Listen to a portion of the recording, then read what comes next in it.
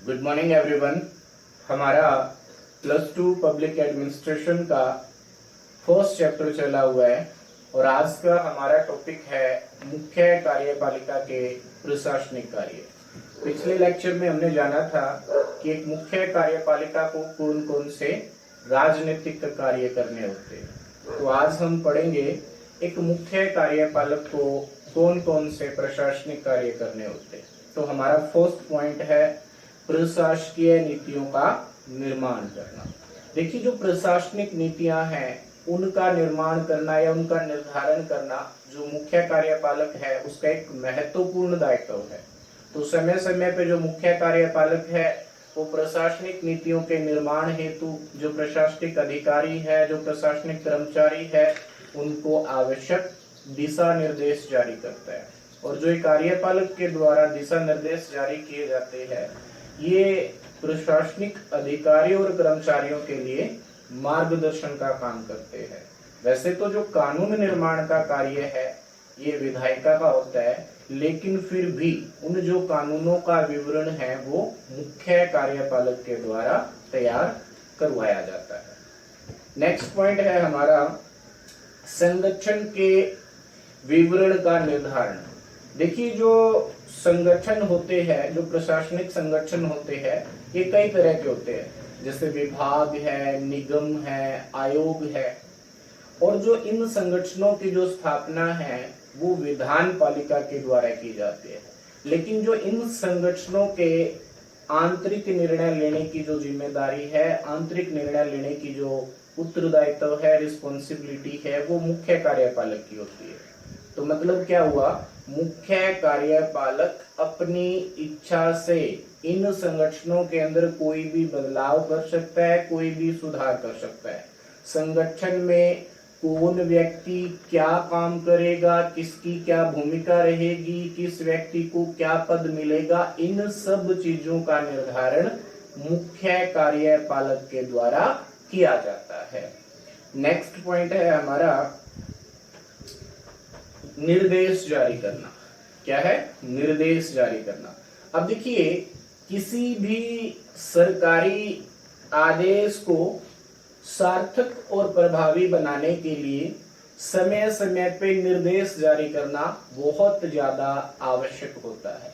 देखिए, जो प्रशासनिक क्रियाएं हैं, जो प्रशासनिक योजनाएं हैं, उनको वैधानिक परिपत्रों के अनुसार बनाने के लिए या फिर एक तरह से कह लीजिए जिस प्रकार इन योजनाओं का या फिर जो इन जो क्रियाओं का संविधान के अंदर जिक्र किया गया है उसी रूप में, उसी तरह से इनको धरातल के ऊपर इम्प्लीमेंट करवाने के लिए समय समय पे जो मुख्य कार्यपालिका है वो कर्मचारियों को, अधिकारियों को आवश्यक निर्देश जारी करती है।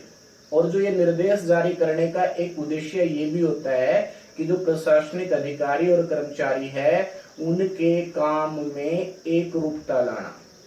तो हमारा थर्ड काम क्या हो गया? थर्ड काम हो गया कि जो मुख्य कार्यपालक है वो समय समय पे जो प्रशासनिक क्रियाएं हैं, प्रशासनिक योजनाएं हैं, उनको वैधानिक परिपत्रों के अनुसार बनाने के लिए और प्रशासनिक अधिकारी और कर्मचारियों के काम में एक रूपता लाने के लिए आवश्यक निर्देश जारी करता है। नेक्स्ट पॉइंट है हमारा कर्मचारियों की नियुक्ति और बर्खास्तगी। देखिए, जितने भी प्रशासनिक कर्मचारी और अधिकारी होते हैं उनकी नियुक्ति मुख्य कार्यपालक के द्वारा की जाती है। अगर कोई अधिकारी अपना काम ईमानदारी से नहीं कर रहा है, किसी प्रकार की गड़बड़ी कर रहा है, किसी प्रकार का घोटाला कर रहा है या किसी प्रकार की अनियमितता का आरोप उसके ऊपर लगा है, तो उस अधिकारी या कर्मचारी को जो पद से हटाने की शक्ति है या उस पद से हटाने का जो काम है, उसको बर्खास्त करने का जो काम है, वो भी कौन करता है? मुख्य कार्यपालक करता है। जैसे फॉर एग्जाम्पल आप समझे, हमारे देश के अंदर जो राष्ट्रपति है वो मुख्य कार्यपालक की भूमिका में है।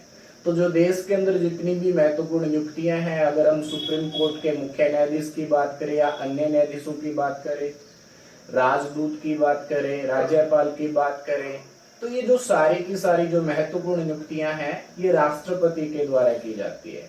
अगर इनको पद से हटाना है तो पद से हटाने की पावर भी किसके पास है? राष्ट्रपति के पास है। नेक्स्ट पॉइंट है हमारा विभाग के विभिन्न क्रियाकलापों के बीच में समन्वय बनाना। देखिए क्या है, जो प्रशासनिक विभाग है वो कई तरह के होते हैं और इन विभागों के कई उप विभाग भी होते हैं और इन विभाग और उप विभागों में अनेक अधिकारी और कर्मचारी काम करते हैं। तो इन अधिकारी और कर्मचारियों के बीच में, विभिन्न विभागों के बीच में और उनके उप विभागों के बीच में समन्वय बनाना, तालमेल बनाना भी मुख्य कार्यपालिका का एक महत्वपूर्ण कार्य है। तो देखिए, अगर इन विभागों में समन्वय नहीं होगा, अधिकारियों और कर्मचारियों के बीच में समन्वय नहीं होगा, तो जो प्रशासनिक धन है, जो समय है, शक्ति है, इन तीनों साधनों का दुरुपयोग होगा। अगर हमें इन तीनों साधनों के दुरुपयोग को रोकना है तो उसके लिए हमें संगठन के विभिन्न विभाग, उप विभाग, अधिकारी और कर्मचारियों के बीच में तालमेल, समन्वय बनाना बहुत ज्यादा आवश्यक है। नेक्स्ट पॉइंट है हमारा वित्त का प्रबंध करना। देखिए, जो प्रशासनिक काम होता है, जो प्रशासनिक योजनाएं होती है, जो प्रशासनिक कार्यक्रम होते हैं, उनकी सफलता के लिए जो सबसे महत्वपूर्ण साधन है वो है बजट। क्योंकि बजट के अभाव में कोई भी प्रशासनिक काम या कोई भी प्रशासनिक कार्यक्रम या कोई भी प्रशासनिक योजना सफल नहीं हो सकती। तो प्रशासनिक कार्यों के लिए, प्रशासनिक क्रियाकलापों के लिए बजट की व्यवस्था करना, बजट बनाना और उसको विधायिका की स्वीकृति दिलवाना और विधायिका की स्वीकृति मिलने के बाद उस बजट के निष्पादन की और क्रियान्वयन होता है, लागू करने की रिस्पॉन्सिबिलिटी भी किसकी होती है? मुख्य कार्यपालक की होती है। तो नेक्स्ट टॉपिक है हमारा प्रशासनिक कामों की जांच पड़ताल करना। देखिए, जो मुख्य कार्यपालक है उसको प्रशासनिक मुखिया होने के नाते ये भी देखना होता है कि जो प्रशासनिक कार्य है वो ठीक ढंग से हो रहे हैं या नहीं। वो ये देखता है समय समय पे जो प्रशासनिक विभाग है, जो प्रशासनिक अधिकारी और कर्मचारी है, वो अपनी जिम्मेदारी का, अपने रिस्पॉन्सिबिलिटी का जो निर्वाहन है वो पूरी ईमानदारी के साथ, पूरी निष्ठा के साथ, पूरी लगन के साथ कर रहे हैं या नहीं। वो किसी प्रकार की गड़बड़ी तो नहीं कर रहे, वो किसी प्रकार का भ्रष्टाचार तो नहीं कर रहे, वो किसी प्रकार की अनियमितता तो नहीं कर रहे।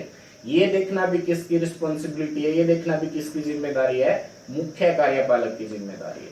तो इसलिए आप देखते हैं समय समय पे जो मुख्य कार्यपालक है वो विभिन्न विभागों की जो योजनाएं हैं, जो काम है, जो कार्यक्रम है, उनसे संबंधित रिपोर्ट मंगवा के उसकी जांच पड़ताल करता है। अगर कोई अधिकारी, कोई कर्मचारी अपनी ड्यूटी को अच्छे ढंग से नहीं कर रहा है, वो किसी प्रकार की गड़बड़ कर रहा है, किसी प्रकार का घोटाला कर रहा है, किसी प्रकार का भ्रष्टाचार कर रहा है या किसी प्रकार की प्रशासनिक अनियमितता हो रही है, तो ऐसे अधिकारियों को मुख्य कार्यपालक चेतावनी भी देता है।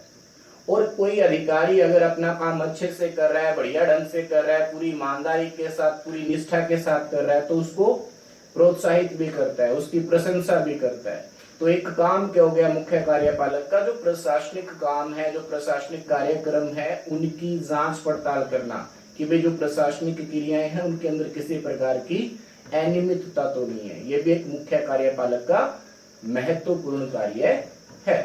नेक्स्ट पॉइंट है हमारा जनसंपर्क। देखिए, जो लोक प्रशासन होता है वो अपने हर काम के लिए जनता के प्रति जवाबदेह होता है, जनता के प्रति उत्तरदायी होता है। जो प्रशासनिक गतिविधियां हैं, जो प्रशासनिक क्रियाकलाप है, जो प्रशासनिक कार्यक्रम है, जो प्रशासनिक योजनाएं हैं, इन सब के बारे में जनता को जानकारी होना बहुत ज्यादा आवश्यक होता है। इसलिए जो मुख्य कार्यपालक है उसकी एक रिस्पॉन्सिबिलिटी ये भी है कि भी वो लोगों के साथ संपर्क स्थापित करे, जनता के संपर्क में रहे और जनता को टाइम टू टाइम जो प्रशासन की योजनाएं हैं, प्रशासन के जो कार्यक्रम है, वो जनता को बताए।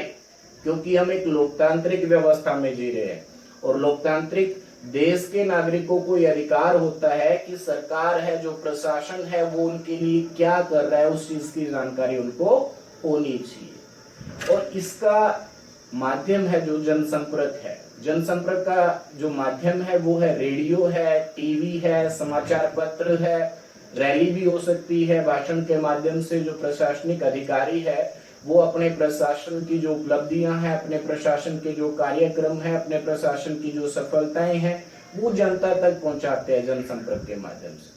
और जनसंपर्क का महत्व केवल इसलिए नहीं है कि भाई इसके माध्यम से जो प्रशासन है वो अपनी उपलब्धियों की जानकारी, अपनी कार्यक्रमों की जानकारी जनता तक पहुंचाते, बल्कि जनसंपर्क का महत्व इसलिए है क्योंकि जनसंपर्क के माध्यम से प्रशासनिक अधिकारियों को, प्रशासनिक कर्मचारियों को ये पता चलता है कि जनता की प्रशासन से क्या अपेक्षाएं हैं, जनता की प्रशासन से क्या उम्मीद है, जनता प्रशासन से क्या चाहती है, जनता की परेशानियां क्या है। तो जो जनसंपर्क है ये दो तरह से फायदेमंद होता है। एक तो इसके माध्यम से जो प्रशासनिक अधिकारी है वो अपनी उपलब्धियां, अपनी योजनाएं, अपने कार्यक्रम जनता तक पहुंचाती है, और दूसरा जनता प्रशासन के काम से खुश है या ना खुश है, जनता की प्रशासन से क्या अपेक्षाएं हैं, वो क्या चाहती है, किस प्रकार की समस्याएं हैं, किस प्रकार की शिकायतें हैं सरकार को और प्रशासन को लेकर जनता की, तो ये भी प्रशासनिक अधिकारियों को या एक मुख्य कार्यपालिका को कह लीजिए जनसंपर्क के माध्यम से ही पता चलता है। तो जो मुख्य कार्यपालक है या फिर जो मुख्य कार्यपालक है उसका एक महत्वपूर्ण कार्य है जनसंपर्क स्थापित करना। नेक्स्ट पॉइंट है हमारा जो कि लास्ट पॉइंट है, संगठन के नेता के रूप में। देखिए जो मुख्य कार्यपालक होता है वो संगठन का नेता होता है, तो इस नाते संगठन को नेतृत्व प्रदान करना भी उसकी क्या है, एक महत्वपूर्ण रिस्पॉन्सिबिलिटी है। तो वो क्या करता है, वो अपने संगठन के अंदर काम करने वाले अधिकारियों को, अपने संगठन के अंदर काम करने वाले कर्मचारियों को पूरी निष्ठा के साथ, पूरी ईमानदारी के साथ, पूरी मेहनत के साथ, पूरी लगन के साथ काम करने के लिए प्रेरित करता है। और एक अच्छे कार्यपालक में कौन कौन से गुण होने चाहिए वो हम पिछले टॉपिक में डिस्कस कर चुके हैं। क्योंकि जो एक अच्छा नेता है वो वही होगा जो दूरदर्शी होएगा, जिसमें आत्मविश्वास होएगा, जो अपने काम के अंदर विशेषज्ञ होएगा, जो अपने कर्मचारियों के साथ अच्छे सहयोग स्थापित करना जानता है, जो उनको प्रेरित करना जानता है, जो ईमानदार है, जो रिश्वतखोर नहीं है, जो भाई भतीजावाद से दूर है। और एक जो सबसे महत्वपूर्ण विशेषता थी कि जो एक अच्छा कार्यपालक है उसमें लोगों के स्वभाव को जानने की क्षमता होनी चाहिए। क्योंकि जो एक मुख्य कार्यपालक है उसको समाज में एक बहुत बड़ी रिस्पॉन्सिबिलिटी मिली होती है। तो जो लोग हैं वो सरकार को लेके, प्रशासन को लेके क्या सोचते हैं, उनकी किस प्रकार की समस्याएं हैं, वो जानने के लिए एक अच्छे कार्यपालक को जो लोगों का स्वभाव है, जो लोगों की मनोवृत्ति है, जो लोगों की साइकोलॉजी है, वो समझ में आना बहुत ज्यादा आवश्यक है। तो ये जो सारी क्वालिटी एक मुख्य कार्यपालक में होगी तो वो व्यक्ति ही अपने संगठन को एक अच्छा नेतृत्व प्रदान कर सकता है। जो आज का हमारा टॉपिक है वो यही समाप्त होता है। कल फिर मिलेंगे हम एक नए टॉपिक के साथ। Thank you.